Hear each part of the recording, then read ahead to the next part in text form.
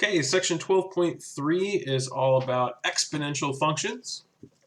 So we have two things to do in this section. The first is we're going to talk about graphing exponentials.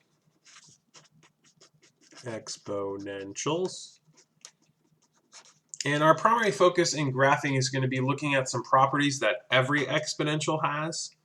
Starting with the basics, what is an exponential function, what are the forms it takes, and then we're going to be looking at the key properties that allow us to graph any exponential relatively quickly. So this graphing section is much simpler than previous graphing sections we've seen, and I'm sure a lot of you will appreciate that. Our second objective is solving exponential equations.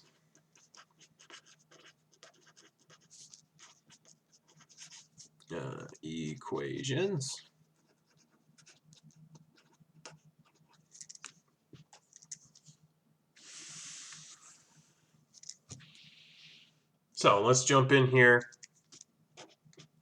with the basics first. Exponential functions.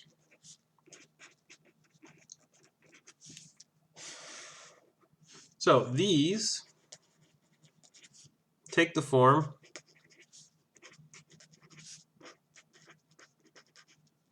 f of x equals b to the x, where b is greater than 0 and b is not equal to 1, and x is a real number.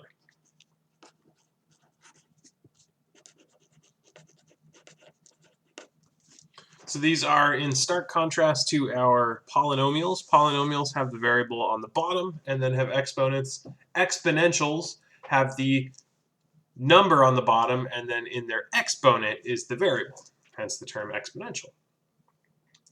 So I want to take a look at one quick example. We have this weird requirement that b is not 1, and so we're just going to explore that a little bit here. So let's look at 1 to the x, and let's call this f of x. So if f of x is 1 to the x, then f of 1 is 1 to the 1, which is just 1. F of 1,000 is 1 to the 1,000, which again is just 1. And this can keep going forever. F of 1,000,000 is 1 to the 1,000,000, which again is just 1. So the reason that we don't allow our base to be 1 for an exponential function is this property here, that 1 to any power is still 1. So f of x, if it's 1 to the x, this is really just equal to 1 all the time. And that's a constant function, and it's not interesting. And more importantly, it's not exponential.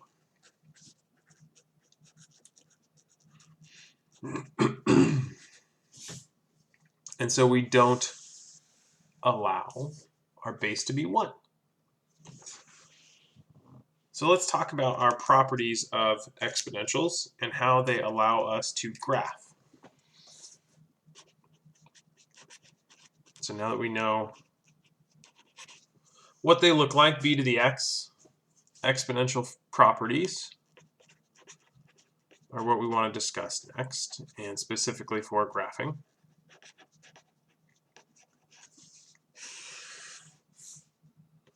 So the first one, classically, the domain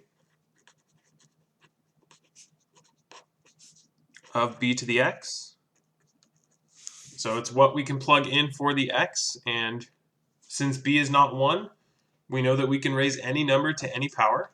So the domain is negative infinity to infinity. The flip side of that is range. The range of b to the x. Now this is where we think about, okay, if we plug in anything, if we plug in a really, really big positive number represented by infinity, we know that the range is going to stop at infinity. Because if I take 2 to the infinite power, that's basically an infinite number. The harder part is thinking about what happens when we go the opposite direction to the negative infinite side.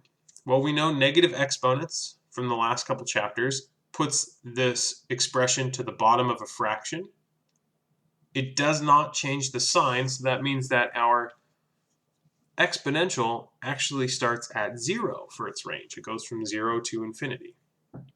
It never crosses that x-axis. Our next property is about some function properties that we discussed in the last chapter. So b to the x is 1 to 1. Remember, being 1 to 1 means it's invertible, or passes the horizontal line test. Our next property is about some points. Number 1, since the range is 0 to infinity, not including 0, there is no x-intercept. Doesn't cross the x-axis.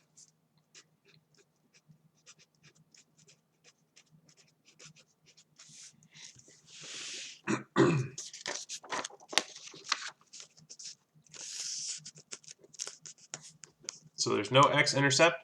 The y-intercept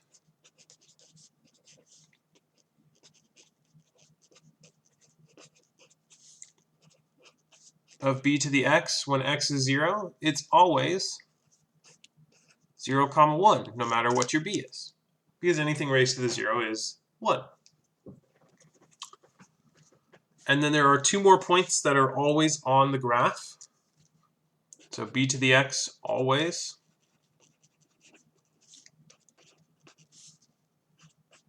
contains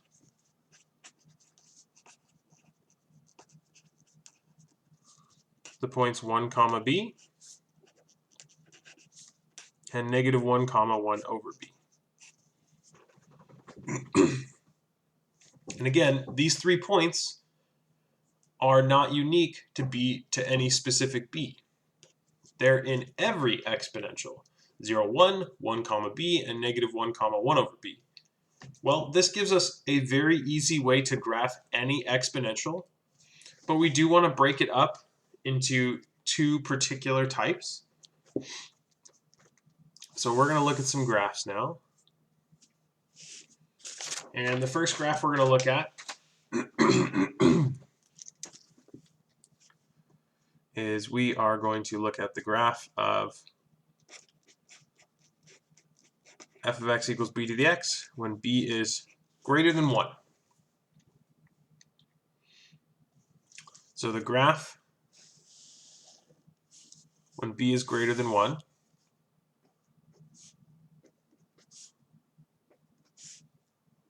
extend that a bit. We'll put b up here.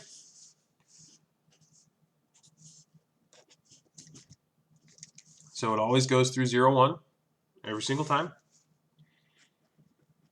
It always goes through 1b. And it always goes through negative 1, 1 over b.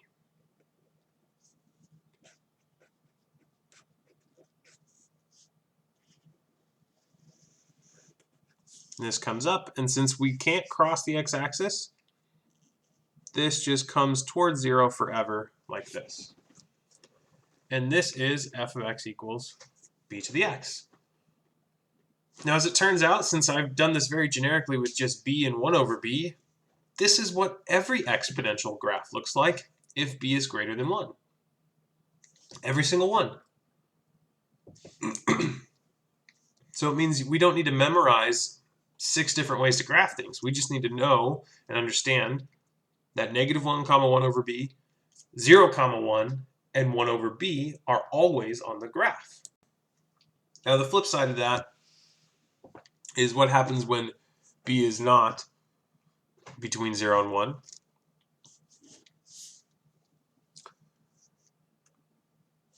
So if we have f of x equals b to the x, and we have 0 less than b less than 1, well, then our graph is going to look slightly different.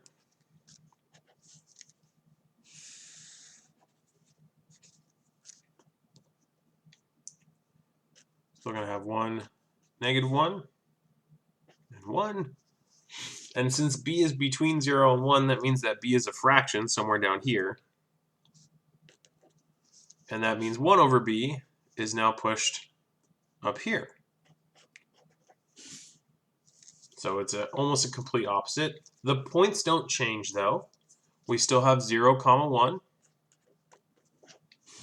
We still have 1, b. And we still have negative 1, 1 over b. And now when we connect these, this continues up like this.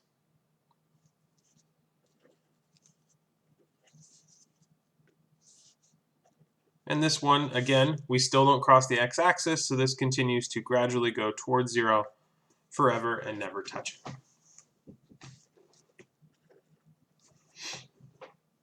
And so these are our two exponentials.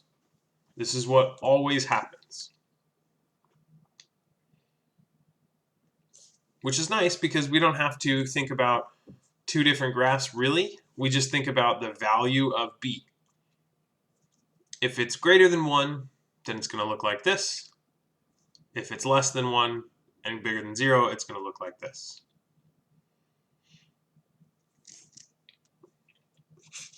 So I have two problems for us to try out graphing, and I encourage you to graph these on your own. Pause the video after I write them down. You have everything you need to graph them. So we are going to graph g of x equals 1 over 9 to the x, and h of x equals 7 to the x. So pause the video, try graphing these. They work just like the general forms do. And I'm going to start going through it now. So one thing that we talked about back when we did graphing about a month and a half, 2 months ago, is scaling our axes. Since exponentials never cross the x-axis, I don't really need a negative y-axis. So I'm going to start with g of x. Go out to 1. Just for fun, I'll go out to 2. 1, 2, negative 1, negative 2. Still goes through 0, 1. 1/9 to the 0 is still 1. We still go 1 over 1/9 to here. And then negative 1, since b is, we're looking at one that's less than 1, goes all the way up to 9, and I probably should have made this longer, but that's okay. We'll just pretend that that's 9. Way up there, and then I get the wonderful job of connecting the dots here.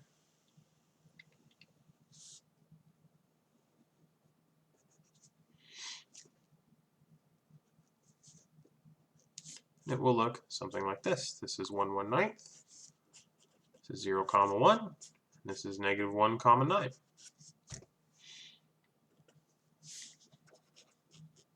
We have the graph of g of x.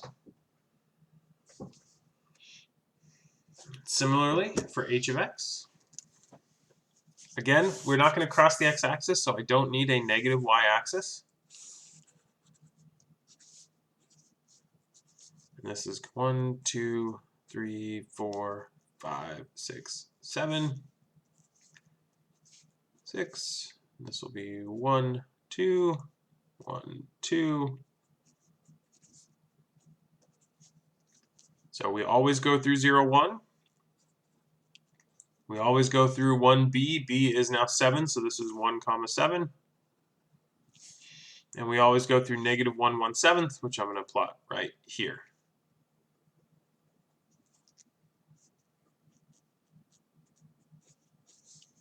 And this connects up like this. And this continues down towards the x-axis like this. So if you memorize these 3 points, you'll never not have a good graph of the exponential, because this tells us everything we need to know. Every single one goes through 0, 1, so that's going to be on every exponential graph you ever do. And then your 1 comma b and negative 1 comma 1 over b are what tells whoever's looking at it what that b is. So maybe they weren't sure here. You forgot to label your point or what have you. But if you have this point over here, they'll always know what it's supposed to be. And that's the whole idea with those 3 points. So let's talk about how we solve equations, exponential equations now. You're going to have homework problems where you're graphing. Again, you just need to know what 3 points you have and make sure you're using the right b. I don't need to get rid of that page. There's plenty of space. So to solve an exponential equation, we have a very special property of exponentials.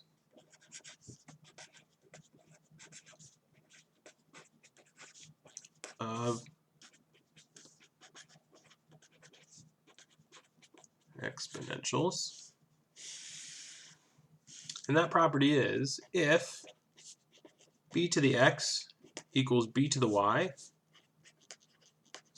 then x equals y. Now we're going to expand on this property, why it's true, in a later section. But for now, this is the primary way that we solve exponential equations, using this property. So if you can get your base to be the same number, you can solve any equation you want. So let's go through a couple together here. So we are going to solve the following equations. Wing equations. So the first one will be 2 to the x equals 16. So as I said a second ago, the whole point of this is to get the bases the same so we can use this property. So since we have 2 to the x, we want to make this a base 2. And what we need to notice is that 16 is 2 to the 4th. So that means that we have 2 to the x equals 2 to the 4th. And once we have that, we're done. X equals 4. That's our answer. In fact, I'm writing this as kind of a formality here because this gives us the solution immediately. Now for harder problems when we have variables in both, you're going to want to rewrite it as this. So yes, you could have gone straight here for this particular problem and you would have the right answer. But for the next one, it would be different. So let's say we had 4 to the x plus 2 equals 8 to the 2x. So now we're looking at our bases 4 and 8. Neither of them are the same. And 8 is not a power of 4. 4 is not a power of 8. But both of these are powers of 2. 4 being 2 squared, 8 being 2 cubed. So we can substitute these in to our equation. So we have 2 squared to the x plus 2 equals 2 cubed to the 2x. And now we have exponent raised to exponent and exponent raised to exponent. We multiply, so this is 2 to the 2x plus 4 equals 2 to the 6x. Now we have the same base. We can use our property and just set our exponents equal to each other. 2x plus 4 equals 6x.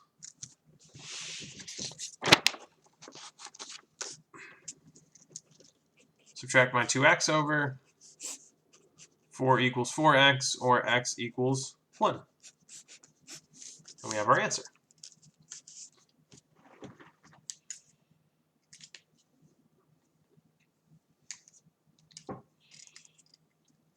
So part A is kind of the basic version of this. Part B is getting a little bit more challenging, where we're going to have multiple variables in our exponents. And part C is where we show how complicated some of these things can get. Not the most complicated, but you'll see what I mean. So let's say we have 9 to the x squared plus 2x equals 1 over 9 to the 4th.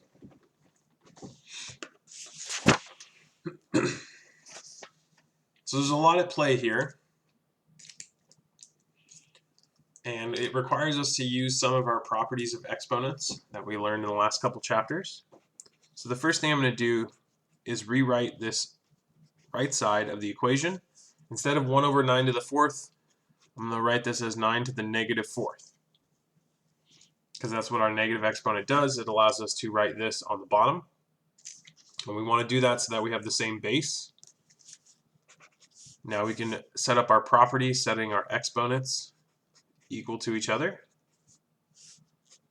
adding the 4 over. Now we're solving a quadratic. So exponentials can be solved using standard techniques like we did in part A. They can be solving linear equations like we did in part B, and we can even be solving quadratic equations. So now we get some practice using the quadratic formula here. So negative b plus or minus the square root of b squared minus 4 times a times c all over 2a.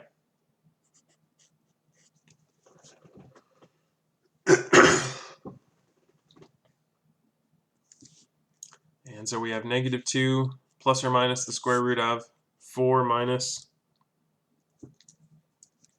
16 over 2. Negative 2 plus or minus the square root of negative 12 over 2. Remember, negative under the radical gives us the imaginary I, and we can write this as I times the square root of 12. 12 is square root of 4 times square root of 3 times that I, so this becomes plus or minus 2I rad 3 all over 2. Each of these terms has a 2, so this becomes negative 1 plus or minus I rad 3. And those become our answers. Now, one thing to notice is there are no real solutions to this exponential. And this goes back to our definition that we started the section with. So remember, x has to be a real number.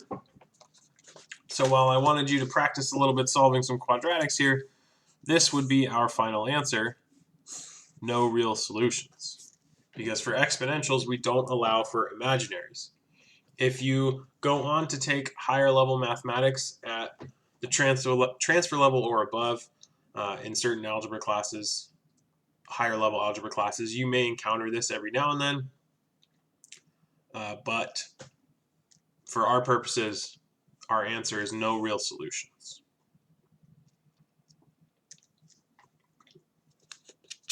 So you can see that solving exponentials is making sure that you can use that exponential property for now, and then making it look like a function we've been solving before: linear, quadratic, rational, and so on. So the last thing I want to do is solve a little word problem, a little application. So if $1,600 is loaned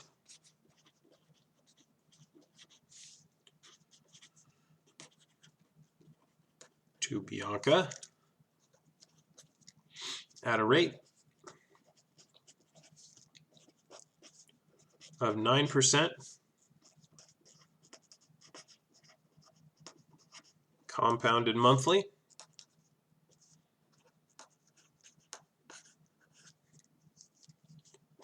for 5 years,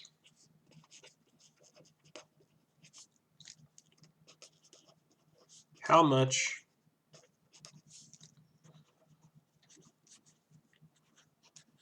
will she pay in total?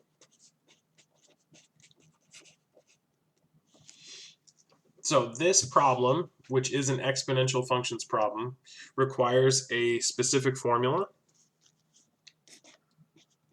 And it's capital A equals capital P times 1 plus R over N raised to the NT. And T is the variable here. All of these other things are constants. So A is the amount in total. P is what we call the principal or initial amount.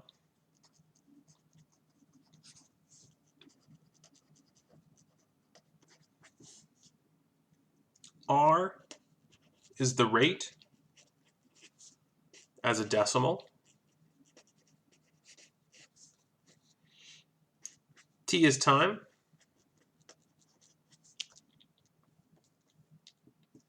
And this should always be in years.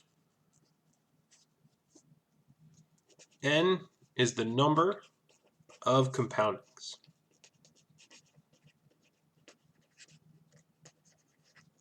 So the purpose of the example is to introduce you to this formula. You will see this in your homework and possibly on a test or quiz. And this is a very important formula. This is how we calculate how much money we're going to pay back on loans, on credit cards, stuff like that. So we just need to identify each of our variables, what they are, to get this proper number. So our A, our total amount, this is what we're finding. That's unknown. Our P, our principal, is $1,600. That's how much Bianca was loaned.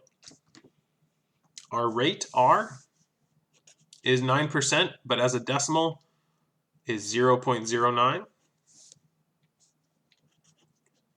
N is the number of compoundings, and since we're monthly, the time is in years. That means that there are 12 compoundings. And T, of course, is the years, which is 5 years. So you may have you may have correctly guessed that this is compound interest, and this is what we call simple compound interest. And so once you identify all of your values, you plug it into your equation, your function. So 1,600 times 1 plus 0.09 over 12 raised to the 12 times 5. And then it's just about plugging it in. So this is 1,600 times 1.0075 raised to the 60. And again, this is a calculated problem. I wouldn't expect you to raise anything to the 60th power, let alone multiply by 1,600 afterwards. But when you do, you get 2505.09.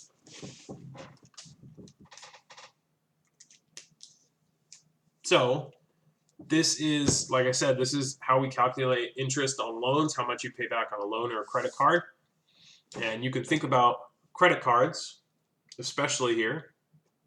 9% is a great credit card rate. If you can get a credit card whose interest rate is 9%, that's what you want. I can tell you personally, my credit card rate is about 14%, which isn't bad. It's not great, it's not 9%, but it's not terrible. Some credit cards are as high as 24% that I've seen. Don't get a credit card that's 24% if you can manage to not do that. But you can see, imagine this was a credit card. She spends $1,600 on car repair or something. She only makes minimum payments every month for 5 years. She'll have paid $2,505, almost $1,000 more than the amount she actually charged. So if you've ever dealt with credit before, you may have been told, make sure you're paying off in 1 month time if you can, or limit it to within the year. Because every month that you let your balance sit there and grow, you are paying more and more. Now this is actually more generous than what a regular credit card does. This is more likely a bank loan because it's compounded monthly. Credit cards will add interest on top. So if you only spend the $1,600 on the credit card at 9%, you will only pay $2,505.09 if you pay it off within 5 years. Well, what happens if you spend more? $1,600 on your car repair, then another $500 on something else, a couple $100 for your books, food money, gas money. All of a sudden you have a credit card statement of $3,000, $4,000. That 9% is not just on the $1,600; it's on the whole thing. So even though you're paying it off, you're still getting charged interest on what you have already paid, essentially. And the interest only gets bigger and bigger and bigger. So, again, though, the point of this problem, not to scare you about credit cards or loans or anything like that. It's to introduce compound interest. This is the formula. These are what all of our variables mean. You identify what you know and don't know of those variables, and you can solve this equation for any of these. So maybe you want to know the amount of time to pay it off or to keep it under $2,000. You can solve that. Or maybe you want to know compoundings, but this is the formula, and you'll see this in the homework. You'll be working with this compound interest a good amount, but this is the end of 12.2.